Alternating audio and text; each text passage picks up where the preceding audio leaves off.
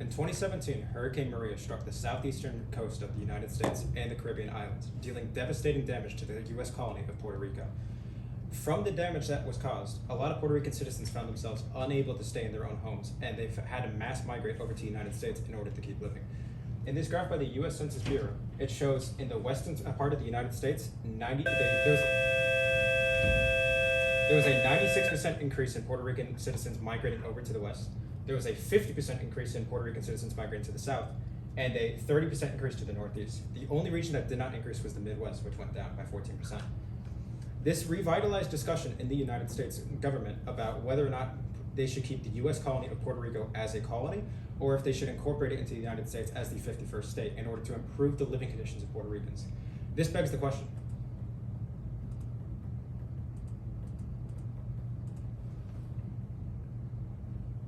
Okay. In the 21st century, to what extent has American imperialism affected citizens living in Puerto Rico? Hi, I'm Luca Camargo-Michaels. My argument is American imperialism has negatively impacted citizens living in Puerto Rico. This is caused by American impact on the Puerto Rican economy and Puerto Rican reliance on the United States for federal aid.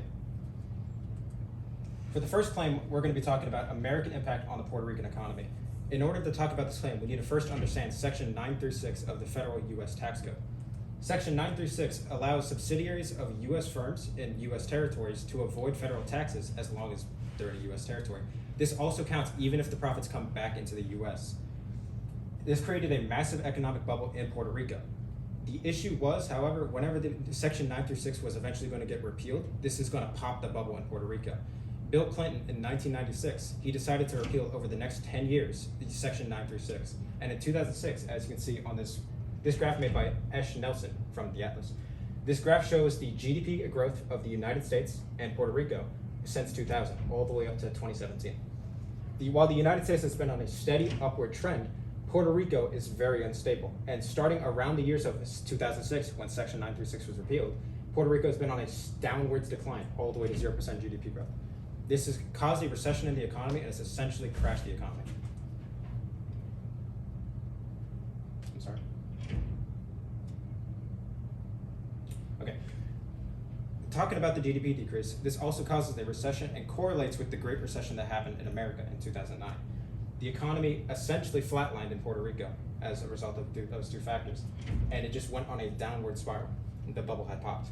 The GDP growth went from 10% in 2001, but like years before Section 936 was repealed, and it plummeted downwards, going towards the repeal of 936. This was caused by American businesses de-investing and leaving Puerto Rico as a result of the repeal.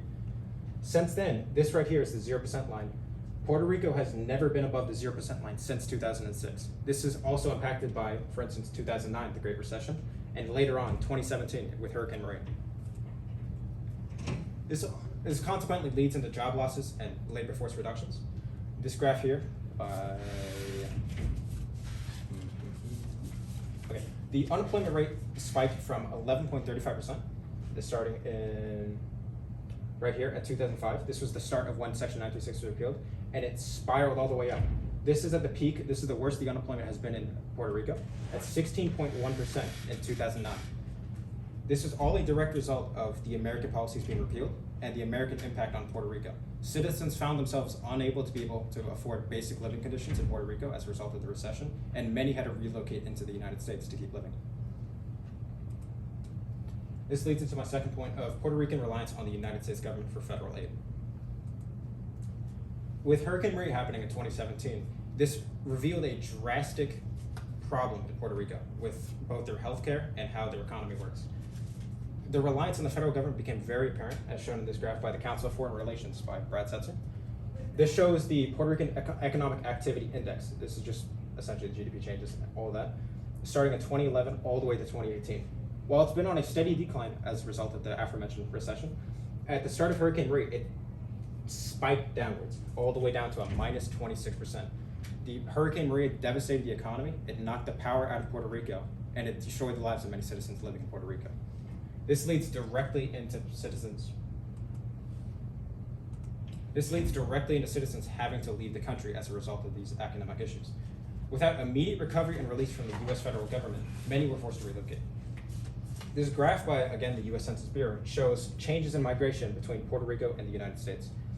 The blue line here shows the average amount of Puerto Rican citizens leaving the country, and it shows how it's by the thousands.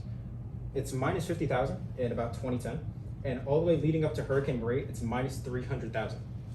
This is a drastic decrease and ruins the population of Puerto Rico. And this begins the vicious cycle of the Puerto Rican economy. What happens is families have to leave as a result of the economy. They have to relocate to the United States, which leads to less jobs being worked, which leads to a worse recession, which in turn leads to families having to leave again. The cycle goes on and worsens the economy over time. Although the U.S. provided over $13 billion in immediate federal aid at the time of Hurricane Maria, experts estimated that it would take about $139 billion to be able to repair the entirety of the island to its former state, which is an amount that Puerto Rico is unable to pay. This led to them declaring bankruptcy in 2017. This leads to the stimulus provided by College Board by Alexis de Tocqueville. Democracy in America is a book about democracy in America, as you could guess. One of the major points he outlined at near the end of the book was the tyranny of the majority. He was outlining threats that could possibly happen to America's current democracy. What tyranny of the majority is the idea that the majority party in the country would have precedent over any minorities in the country. So whatever party was ruling would essentially have tyranny, which coins in turn. This directly impacts Puerto Rico, since whatever political party is dominant in America at the time is what determines how Puerto Rico is treated for that time being. For instance, from 2016 to 2020, or more accurately 2016 to 2018, when Republicans were in full control of the United States government, Puerto Rico didn't receive the immediate aid they needed at the time, and that federal aid being delayed directly negatively impacted citizens. They had to leave, they lost their homes, they lost their jobs, they didn't have the aid they needed. Their status as a colony directly impacts their ability to recover. They don't have the autonomy to be able to recover on their own, since they're under direct control of the United States government. I would also like to address a counterclaim to American imperialism negatively impacting Puerto Ricans, as this is pretty common on refuting that America has a negative impact on Puerto Rico. Proponents against Puerto Rico obtaining statehood, or remaining as it is, often cite that Puerto Rico has a lot of benefits from the US government, and that's why it's positive impact. They cite that Puerto Rican citizens have direct US citizenship, they have unrestricted travel to the United States, and they still receive federal aid programs from stuff like FEMA and Medicare. While this is a good point on why Puerto Rican citizens still receive benefits, the former governor of Puerto Rico cited that this wasn't enough for Puerto Ricans, citing that no relationship between a colony and the federal government can ever be called successful, because Puerto Ricans lack certain inalienable rights enjoyed by our fellow Americans in the States. The historical relationship between Puerto Rico and Washington is unfair and un-American. It is certainly not a successful relationship. In this graph by Lyman Stone, the advisor at Demographic Intelligence, it also shows, again, the migration out of Puerto Rico, since this is a major topic of contention for the political parties in Puerto Rico. With 2006, again, it is a steady line. But as of Hurricane Maria, a large amount of citizens leave, and even though some of the citizens start coming back, as shown in this part of the graph here, it's not enough to make up for the losses of citizens leaving the country and moving to the United States permanently. This forever hurts the economy of Puerto Rico, and unless there's direct federal aid or there's a change in policy, such as making Puerto Rico a state, Puerto Rico won't be able to, the economy will not be able to recover from this. Finally, this leads into my solution. I believe that Puerto Rico being granted statehood would begin to heal some of the deep economic and political divides in the country, and also begin to stifle some of the wounds caused by Hurricane Maria, the Great Recession, and the repeal of Section 936.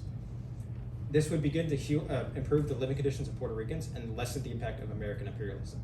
If it's a state, it's no longer imperialism. It's now a part of the country. It's treated the same, it has the same rights, it is a part of the United States. This does, however, come with very basic limitations. American politics is not really focused on Puerto Rican statehood, and there's two things necessary for Puerto Rico to become a state.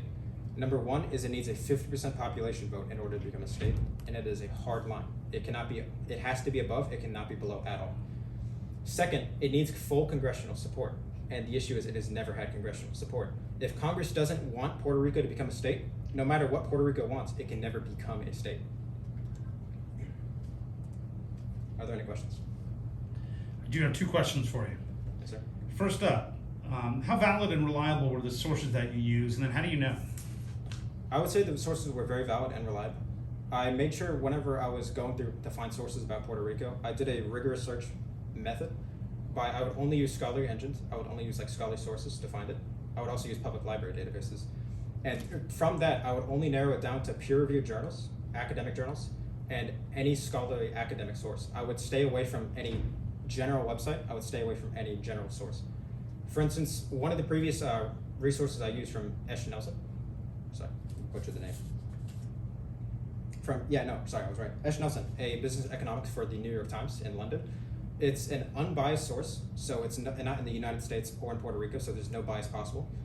And it's a reputable economist. She has history. I made sure to check the backgrounds and made sure that they have actual time spent. I can't butcher that last part, but I just made sure to make sure they're reliable. Okay. And if you had more time, what additional research would you have conducted related to this issue? Additional research I would have conducted in this issue. I really wanted to focus on the political parties of Puerto Rico and how that is in relation to the United States government, but I didn't really have enough time to tie that into my point about American imperialism. Since political parties, it ties it directly into Puerto Rico's government, how it's treated by the United States government, how it treats its own people, and how the U.S. treats Puerto Rico in turn. Essentially meaning that I would most likely be able to make a third claim if I had more time to research about political parties.